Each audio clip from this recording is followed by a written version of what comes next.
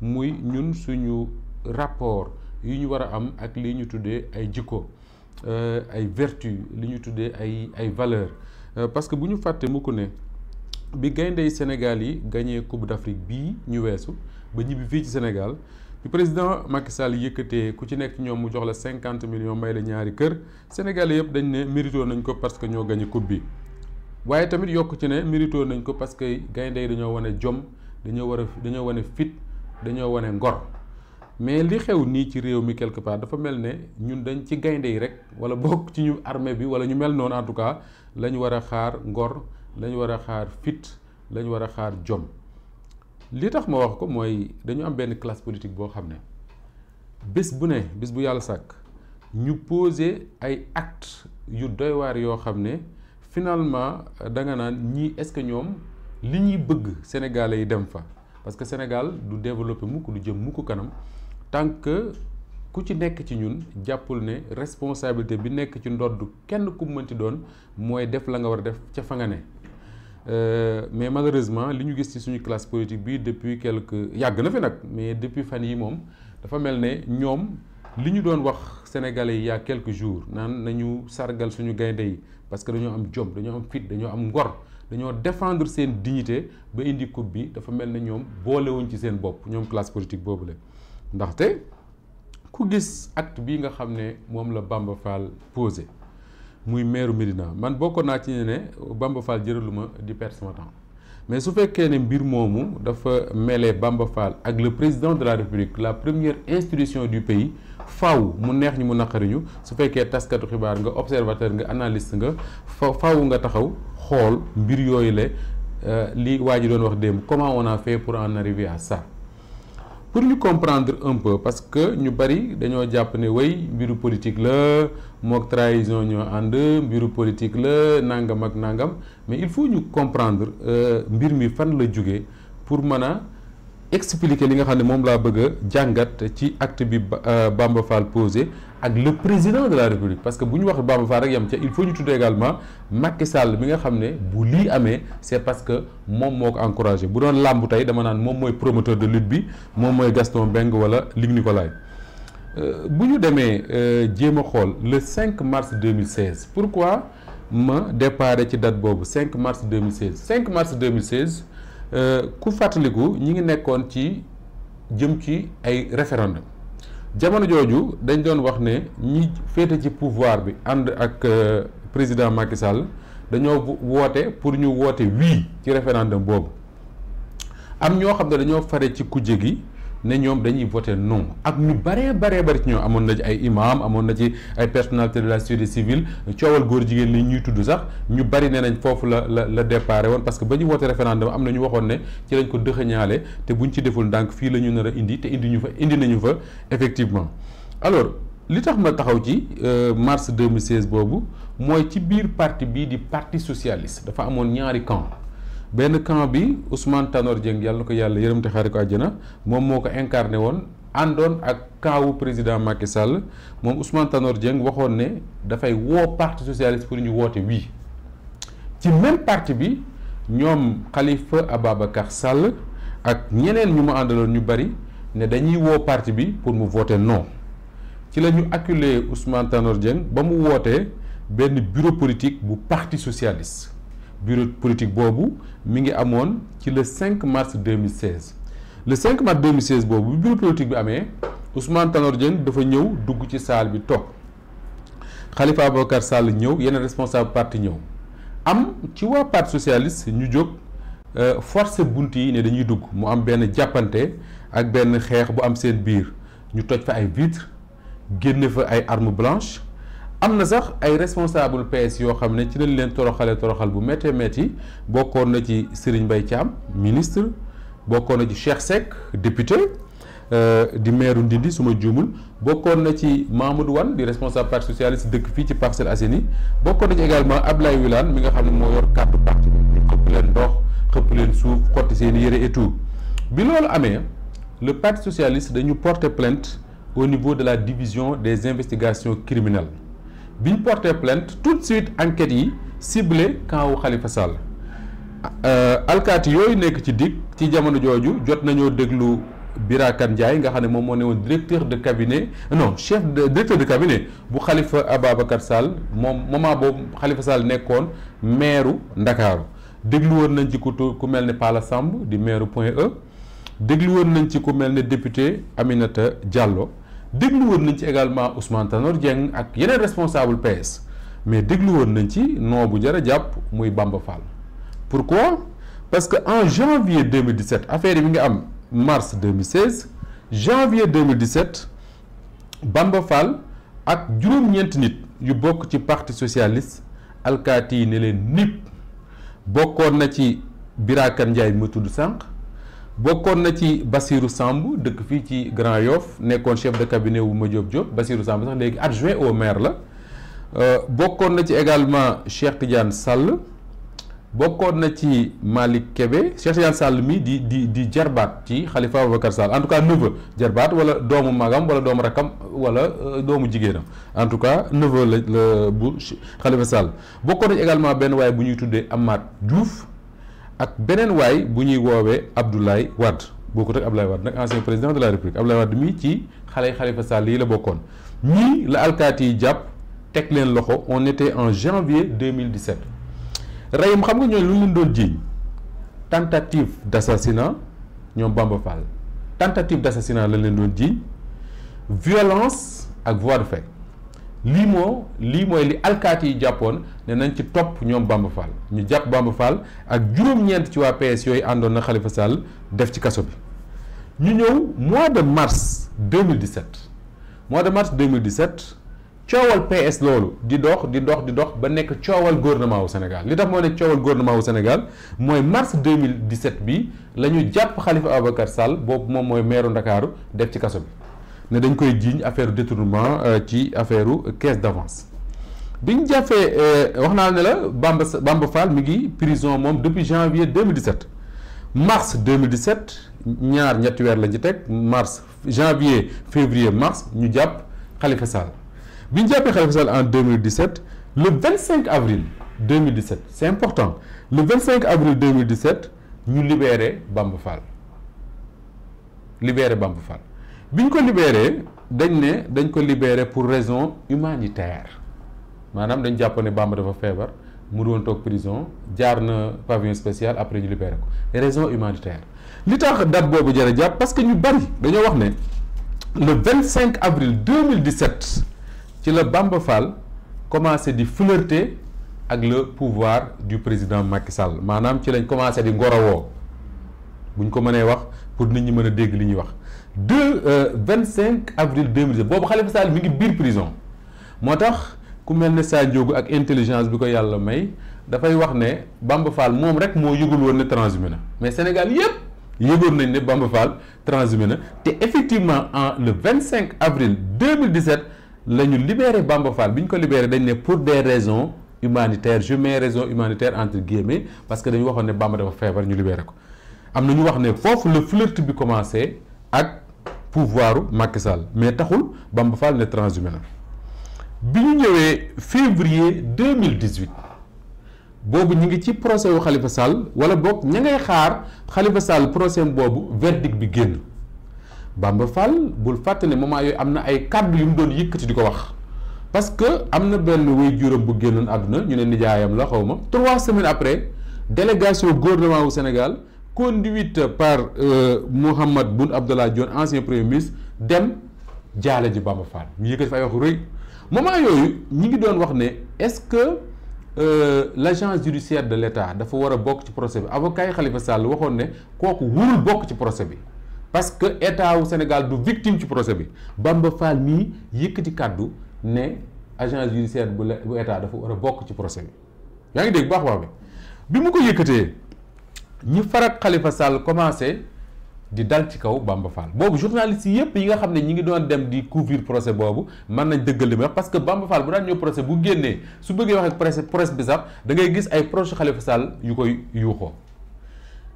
février 2018 Khalifa Sall nekk ci biir prison wu Rebeuss ci cellulam ci la yëkkatee ay kàddu dénk ko ay proche am ne nañ ko jottali presse xam la Khalifa Sall wax daf ne Bamba Fall est mon frère et il le restera pour l'éternité même si un jour il devait y avoir rupture du cordon ombilical qui nous lie, que jamais, je dis jamais, personne ne l'insulte, ne le calomnie ou le dénigre. Khalifa Sall lii bi mu koy wax mi ngi ci prison, c'était en février 2018 donc Khalifa Sall xamoon na bu baax waa ji pour tekki ci wolof moment boobu Khalifa Sall daf ne ñi bokk ak moom di ànd ak moom bu ñu yëkkati benn kàddu bu ñaaw jëme ci Bamba Fall même su fekkee ne mu jàpp ne Bamba Fall frère am la rakkam la te loolu du mës a dañ ilaa yow mi diini mu ne même bu fekkee ne moo Bamba Fall dañoo tas Bamba Fall dem yoonam cordon ombilical bi nga xam ne mooy dox ci diggante yaay ak doom même bu fekkee dafa dagg bu kenn yëkkati kàddu bu ñaaw bu gën a ndaw di ko jëmale ci Bamba Fall donc Khalifa Sall su ñu demee ba mu génn prison àddunay dox ba ñu ñëw ba 2022 Khalifa Sall bokk ci benn coalition bu tudd Yewwi Askan Wi waaye Yewwi Askan Wi war a investir seen candidat à la Médina ñu ne Bamba Fall mooy le candidat sortant ñu bari jàpp ne moom la ñu investir ñoom Khalifa Sall ñii wax ne investiruñ ko c'est parce que déjà Khalifa Sall xamoon na ne Bamba Fall mi c'est pas un homme sûr comme ni ñu koy waxee te réew mi nag ndegam ñun ñii di ay journalistes toog suñu bureau yi ñoo mën a xam ni nit ñi gisantee guddi di waxtaan waxuma laa ku mel ne Khalifa Sall nekk ci état pendant des années et des années waxuma laa ku mel ne Ousmane Sonko waxuma laa ku mel ne Malick Gakou et cetera donc ñoom tey jii l'histoire leur a donné raison que ni il avait raison ni ñoom du ñu investir Bamba Fall à la Médina mais teewul Bamba Fall fexe ba ñu investir ko kan moo ko investir dafa dem abbi turu waa gëm sa bopp Bougane Gueye Dany dem ci élection méritam mooy Bamba Fall bi mu demee ci élection yooyu da koo gagné bu leer raw ngandi coalition muy coalition Benno Bokk Yaakaar ak coalition Yewwi Askan Wi foofu débat day am mooy lan moo tax Bamba Fall gagné à la Médina man dama jàpp ne su fekkoon ne ci bilan rek lañ ko teg Bamba Fall mën naa bañ a faluwaat parce que gisuma mu présenté fu bilan boo xam ne Moussa Sy mënu ko présenté aux Parcelles wala je ne sais pas Santé Agne présenté ko Sicap wala Samba Bathily présenté ko Ouakam wala Diouf Sarr présenté ko Yoff mais teewul en tout cas Bamba Fall gagné na ku bëgg a jàpp ne bilan moo tax mu gagné bu la neexee mais man jàpp naa ne li ko tax mu gagné bokk na ci zone bu mel ne Médina les gens ont vu arrogance bi nga xam ne moom lañ doon dépenser de l'argent si waa Benno Bokk Yaakaar yi pour gagner cette élection là nit ñi teg nañ seen bët et ñu bari dañoo amoon sentiment que ni dañoo bëgg a noot Bamba Fall jël maire bi te teguñu ko fenn fu lu seen alal bokk ci nag nit ñi à travers la liste de Benno Bokk Yaakaar ils ont sanctionné le régime de Macky Sall man loolu laa wax depuis toujours ils ont sanctionné le régime de Macky Sall parce que su fekkoon ne bilan rek la wax naa ne la am na ñu am bilan comme Bamba Fall gars yi doon na leen ñu daanu su fekkoon ne profil wax dëgg yàlla bu ñu waxee rek te naa fekkuñu Cheikh Ba bu caisse de dépôt et de consignation profilam pour jiite maire Médina du moroomu Bamba Fall dañu waxante dëgg rek bu dee profil rek la du moroomu Bamba Fall mais teewul Bamba Fall moo gagné et c'est son mérite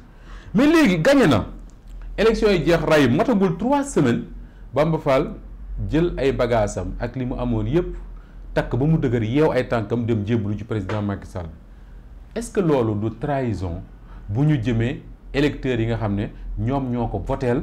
te gisoon à côté une liste de Benno Bokk Yaakaar boo xam ne ko ko jiite moo gën profil fuuf Bamba Fall man jàpp naa ne c'est une trahison autant dama naan muy waa Yewwi Askan Wi muy waa ñeneen amuñu droit wax dara Bamba Fall mais autant waa Médina am nañ droit Bamba Fall rendre leen compte parce que quelque part am na en tout cas une partie de waa Médina Bamba Fall trahir na seen vote ba mu demee jébbalu ci président Macky Sall te loolu mooy li am alors mu am ñaar yu taxaw moo di ne dafa am ñoo xam ne dañoo jàpp ñoom ne non de toute façon mbir mi mbiru politique la et que politique transhumance yàgg na ci donc Bamba Fall il n'a de compte à rendre à personne fu ko neex dem am na ñu wax loolu am na ñeneen ñu dégg ñu ma dégg ñu naan wéy Macky Sall génie la ci wàllu politique parce que xam na ne Bamba Fall gars yi mu tegoon Médina ñoom ñëpp mooy ëpp doole te su fekkee dafa bëgg a gagner aux élections législatives de juillet bii ñu jëm à Dakar il faut mu am ku mel ne Bamba Fall ma ne loolu amul génie politique Rahim signature bi Macky Sall yor ak kees gi mu yor palais man mii su ma ko yoroon nekk génie su ma ko yoroon nekk génie gis nga kees googu man ñi ngi naan 9 milliards la xaw ma en tout cas il a des fonds politiques yoo xam ne il les utilise wala boog da koy dépenser ci nu mu ko neexee kenn du wax fonds politique yooyu man dama naan buñ ci jëlee jox gayndey Sénégal yi amul problème parce que le mérite buñ ci jëlee fekk ay entreprise ci réew mi mii même ay entreprise privée yoo xam ne ñi ngi nekk ci ay jafe-jafe Macky Sall jël ca jox leen pour ñu mën a fay salaire wala ñu mën a dundaat amul benn problème mais su fekkee ne kees googu dafay servir pour di jënd ay élus jëlee leen ci ñi leen fal ñëw teg leen seen wet dama naan ku ne génie politique la da nga ñoo bëgg a fontoo rek mais loolu génie amu ci kuñ ko jox nga def ko man de bu ñu ma ko joxoon jox ma kees gi mu yor jox ma signature ma def li mu def te ñuy wax loolu dañoo fàtte ne quand même élection président Macky Sall pour mu nekk président de la République du Sénégal ça ne date pas du siècle dernier c'était en 2012 xale yi ci juddu woon ba léegi ñu ngi fii di dox seen soxla dara amu fi luñ mën a fàtte te président Macky Sall moom la lan moo taxoon sénégalais yi fal ko sénégalais yi faluñu ko parce que daf leen waxoon ne bu faloo dina tabax benn TER waxu leen ne su ma faloo dinaa tabax benn stade bu yanj mu mucc ayib macha allah tuddee ko stade du Sénégal waxu leen woon su ma falee dinaa tabax arena su ma faloo naa defar BRT daf leen ne moom président Macky Sall réew mi ni ko Ablaye Wade yore ak ay mbokkam dafa jéggi dayoo ci ñaawteef mu ne su ma ñëwee dinaa delloo république bi dignité am su ma ñëwee dinaa gouverner ak vertu su ma ñëwee dinaa mettre la patrie avant le parti sénégalais yu bari ne kii mooy ki ñu doon wut parce que li ñu soxla du kuy tabax di dem parce que Ablaye Wade daa koon tabax ñëpp mais li ñu soxla mooy jikko yu bon yi nga xam ne dañoo jàppoon ne ca Diouf ca Wade demoon na ba mel ni mel te gënoon a garaaw ci Diouf jikko yooyu la ñu ne nañu fexe am koo xam ne dina rafetal jikko yooyu ñu jàppoon ne Macky Sall dina ko rafetal même Macky Sall mi moo ñëw fii ci Walfadjri en 2012 fekk ñu jëm élection présidentielle mu ñëw fii ci Walfadjri taxaw toog Pierre-Edouard Faye toog ci ndeyjooram Georges Nesta Diop toog ci càmmooñam ñu ne ko président wala boog candidat wu APR wala bu Macky 2012 dañoo gis ne Ablaye Wade bi mu faloo ba léegi Sénégal dafa am lu leen metti lool mooy transhumance nit ñi di jaay seen bopp di dem di fekki parteem Macky Sall wax ne transhumance lu ñaaw la te moom du nekk mukk promoteur u transhumance yokku ca ne mais nag dafa am parti politique te ko am parti munoo wax ne damay tëj bunt yi kenn du ñëw ñu ne ko wax nga dëgg de Sall mu ne waaye su ma nekkee président képp ku bàyyi sa parti ñëw sama parti ca ginnaaw ngay nekk da ngay rang ca ginnaaw waa rang ca ginnaaw mooy Bamba Fall ñëw transhumé jaay la boppam nga fal ko ministre conseiller alors que au même moment y a des gens de l'APR yoo xam ne depuis 2012 ñi ngi daw ci nomination mënuñu koo am mais je suis désolé les gens yi ñu bëgg a jaay loolu naan ñu Macky Sall c'est un génie politique nangam ak nangam mais nañ bàyyi fonto réew mi man j'aime bien l'analyse politique j'aime bien les théories qu'on apprend dans les écoles de sciences politiques ou je ne sais quoi mais réew mii di Sénégal dafa am ay vertus am ay baax-baaxam comme on dit parce que mënuñu y a une semaine ñu célébrer gaynde yi ndax seen jom seen fit seen ngor seen dignité une semaine après moins d'une semaine après le même président ñëw di ñu jaay koo xam ne lan lay symboliser tey mooy traître trahir parce que lii mënoo ko tudde leneen lu trahir y a un problème y a un sérieux problème dans ce pays léegi nag rayum ñaar moo mën a am soit ñun ñëpp ñu d'accord ne politique rek la man ngaa trahir man ngaa transhumé man ngaa wax du dul dëgg tey nga ne mbubu musamman bi dafa bleu boo lëgee nga ne dafa weex tey nga ne dinaa def lii waat ba Sénégal gépp ñëw Bamba Fall taxaw ci télévision bu toll TFM waat ne moom du koy transhumé te du mës a am ci àdduna tey mu transhumé avant lui d'autres personnes l'ont fait Aïssata Tall Sall def na ko fi Idriss Seck def na ko fi ñeneen ak ñeneen def nañ ko fi léegi su fekkee ne man parce que analyse politique là parce que observateur là parce que journaliste là parce que je ne sais quoi pour défendre ça ma naan Macky Sall c'est un génie nangam ak nangam di justifier ces trahisons là mais les mêmes personnes ñoo war a nangu tey reyum xale yii dina ci réseaux sociaux yi ku wax ñu saaga la mais nan leen ko nangul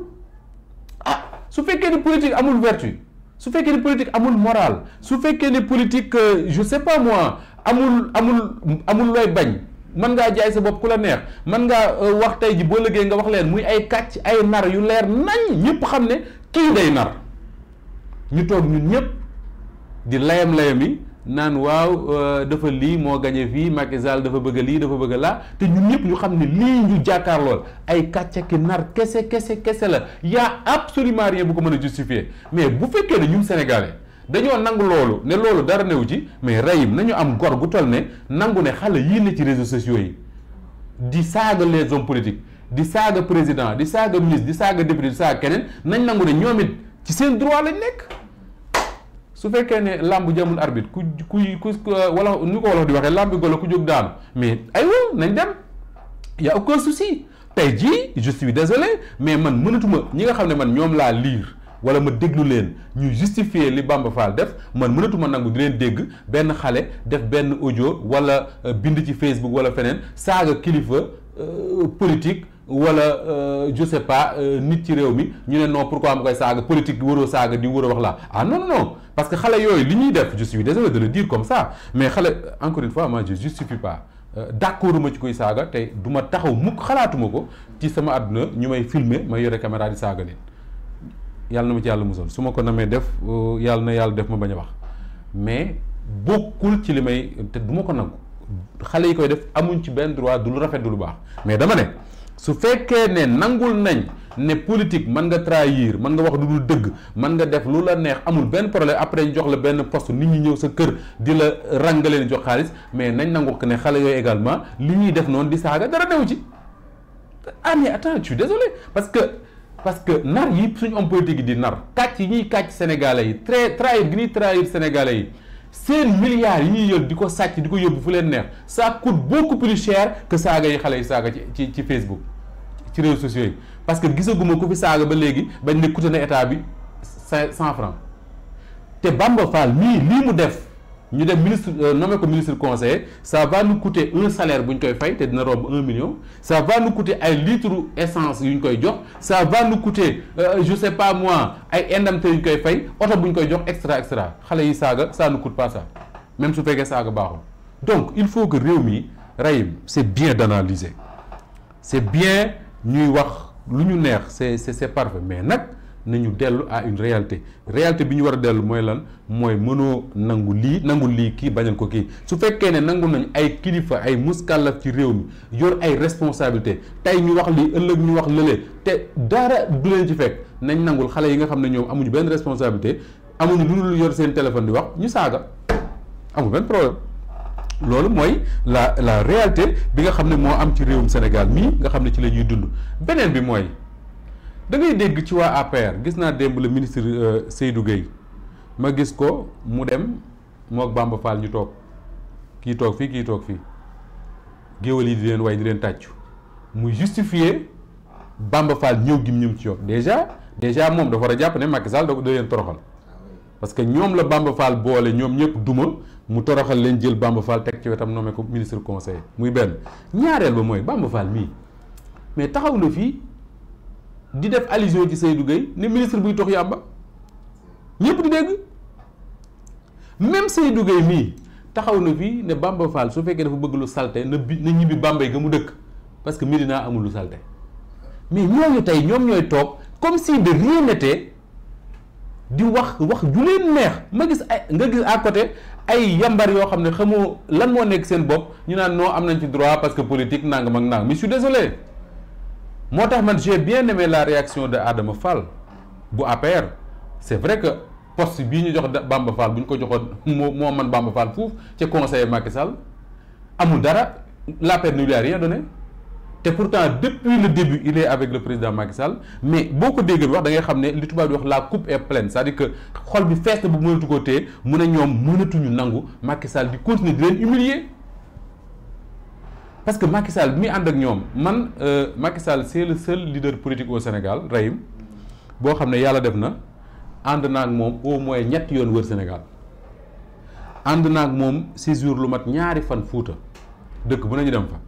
ànd naa ak moom séjour lu mat daanaka une semaine Saalum gii ñu dem Ndukkumaan gépp Siin Saalum wër fépp ànd naa ak moom Ziguinchor wër Casamance te à l'époque ñi ko daan topp contrairement ak ñu lu bari xalaat que ni APR ñi fëpp waa PDS la am na waa PDS yu bàyyi ànd ak moom mais bari na ay cadres yoo xam ne ils ont rejoint Macky Sall après jóge ci yeneen parti yu bokk te PDS mais également ñoo xam ne mësuñoo politique mësul am mais c'est parce que li leen Macky Sall doon jaay jaral na leen ko ñu dem ànd ak moom man bi may doog a démarrer def ay émissions fii ci Walfadjri invité naa ci plusieurs fois des cadres de l'APR yoo xam ne su ma neexee tudd seen tur léegi ñoo xam ne mësuñoo def politique Macky Sall tax ñu dugg ci politique parce que daf leen jaayoon ay vertus ay valeurs la patrie avant le parti et cetera mais loolu tey moom la Macky Sall jël sànni ci àll ba te commencé wu ko ci Bamba Fall mais li ma jaaxal mooy ces responsables là doo ci dégg kenn mu wax ñoom ñëpp dañ naan mukk toog pourquoi parce que simplement am na ci benn teraanga boo toog benn poste DG fële benn poste ministre fële affaire yooyu su fekkee ne yow toog ci loolu ñu lay toroxal moo la gënal toog ci ñu toroxal la mais boo lëgee boo déggee xale yi di la saaga ci réseaux sociaux yi bu mu la metti parce que acte yi ñuy posé ci réew mi mooy acte yoo xam ne y a absolument rien qui le justifie Bamba Fall wax naa la fi mu jaar yépp ba yegg si fii mu yegg si tey jii li ci gën a doy waar te gën cee doyati waar mooy boo jàppee le parti socialiste tey parti bu mag boobule Senghor ak ñamu àndaloon ak li ñu ci def yëpp Abdou Diouf Ousmane Tanor Dieng parti boobu tey soo deful ndànk rey man ak yow bu ñu génnoon ci mbedd bi ñoom ñu woote ñun ñu woote ñu leen ëpp ay nit parti boobu tey li ci ëpp ci ñoom dem nañ sukk jébbul yeew seen bopp jébbal ko Macky Sall pourquoi parce que Macky Sall moo yor décret bi di signé moo yor kees gi amul beneen explication gars yi li lay wax yëpp ci tey di sóob naan waaw président dafa bëgg ñëpp daje ñu liggéey réew mi Lions yi bi ñu fi ñëwee gis nañ ne dafa rafet Sénégal dafa soxla ñëpp booloo nari neen gëmuñu ci dara li ñu gëm mooy koppar ak daraja Ablaye Wade daf ko daan wax nit ñi mu naqari Sénégalais yu bari Ablaye Wade dafa mës a gëm ne moom Sénégalais soo ko bëggee téye rek daraja ak xaalis fi mu ne koo ci joxub oto jox ko passeport diplomatique mu yaakaar ne bu yàlla doon wàcc këram lay dal loo ko wax mu def te c'est les mêmes personnes ñooy ne ci médias yi di saaga nit ñi tey man su ma gisee ay nit dégg ñuy justifier li Bamba Fall ak Macky Sall def dama naan mais ñi xanaa du ñu ma fi doon gis il y a quelques jours alors la conclusion de tout ça parce que ni ma koy waxee saa su ne rek tey moom li ma bëgg mooy fexe jéem a am quelques personnes yi nga xam ne dinañ mën a àggale seeni message mais la leçon qu'on va retenir de tout ça mooy dégg naa suñu benn naataangoo wax ko bërki démb mu ne la classe politique au Sénégal soo leen boolee ñoom ñëpp moom ci ay waxam ci chiffres yi mu yor nee na waruñu mat 4000 yooyu di xëy suba ba ngoon di fontoo 16 millions de Sénégalais ñu bàyyi leen ci c'est parce que ñun la neex ñun rek la neex affaire bi du doole du xeex du génn ci marche mbedd bi di marche du taal ay pneu du yàq yi fi jàmbur xam nga affaire bi lan la suñu classe politique bi képp ku ci mënta jaar ci yoon wi ñu bëgg ñu wàcc la teg keneen aussi simple que ça te élection yi ñu jàll wane na ko que ne si on se mobilise ni ñu war a mobiliser woo ñi war a bindu yor ay carte bu wote jotee ñu dem vote ñibbi seen kër toog ku ñu fi bëgg a jëlee dana la fi jëlee ku ñu bëgg a teg dana la fi teg et su fekkee ne président Macky Sall yaakaar na ne avec Bamba Fall il va gagner les élections législatives à Dakar man je dirais pas qu'il se trompe mais gëw ma ko yàlla nag moo xam su fekkee ne jël ñoom Bamba Fall ak ñu mel ne moom ak ñëpp boole ci kaawam moo koy tax en 2024 mu présenté wu ci élection te dara ci xew ci réew mi man loolu gëw ma ko ku ko gëm nag am nga droit gëm ko mais en tout cas man ci sama xam-xam bu gàtt gëw ma ne mbir yi noonu la nar a yombee